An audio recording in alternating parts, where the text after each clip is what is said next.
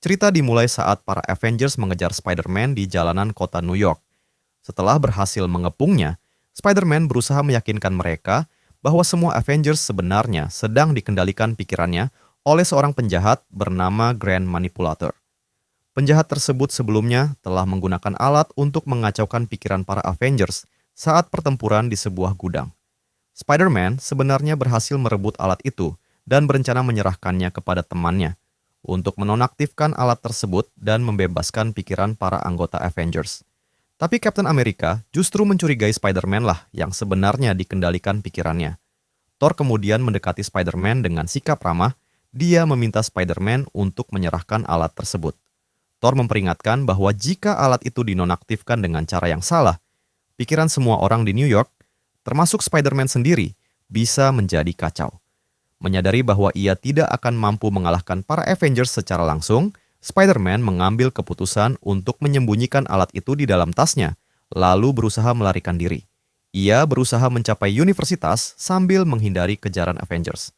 Iron Man hampir menangkapnya, tapi kemudian Spider-Man berhasil membuat armor Iron Man mati sesaat, dan akhirnya Spider-Man lolos dari Iron Man dan pergi.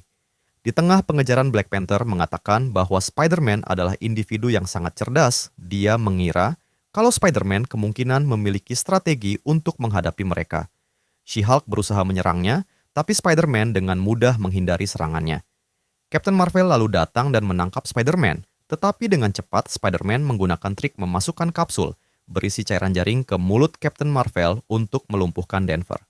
Spider-Man pun kemudian dengan mudah meloloskan diri dari Captain Marvel.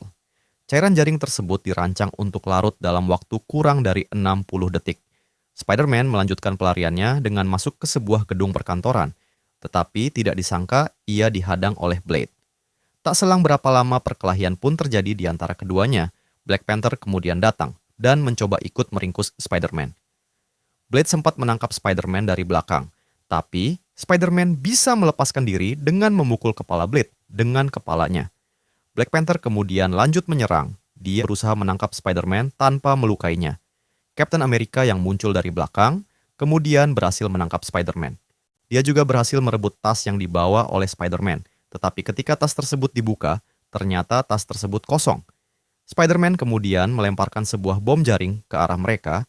Bola pun kemudian meledak dan melumpuhkan Black Panther, Blade, dan Captain America untuk sementara. Dalam upaya terakhirnya untuk melarikan diri setelah keluar dari gedung, Thor datang dan menangkap Spider-Man dengan menarik bajunya.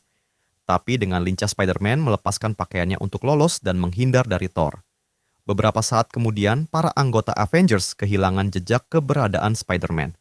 Mereka kemudian mulai mencari Spider-Man di seluruh penjuru kota. Iron Man akhirnya berhasil menemukan dan menghadang Spider-Man. Ia memperingatkan agar Spider-Man tidak melarikan diri lagi. Spider-Man lalu menyerahkan alat resequencer tersebut kepada Iron Man. Thor kemudian datang dan mengembalikan baju Spider-Man sebagai bentuk kalau pertikaian ini telah selesai. Namun Captain America masih merasa curiga. Ia mencurigai bahwa Spider-Man telah menukar alat itu dengan sesuatu yang lain. Kecurigaan ini ternyata benar. Spider-Man mengaku bahwa ia sudah memperkirakan para Avengers akan mencoba menghentikannya, sehingga ia sudah lebih dulu menyerahkan alat yang asli ke orang lain yang dia percaya. Ternyata, selama ini Spider-Man hanya berusaha membuat para Avengers sibuk agar Spider-Man memiliki cukup waktu untuk menonaktifkan alat tersebut.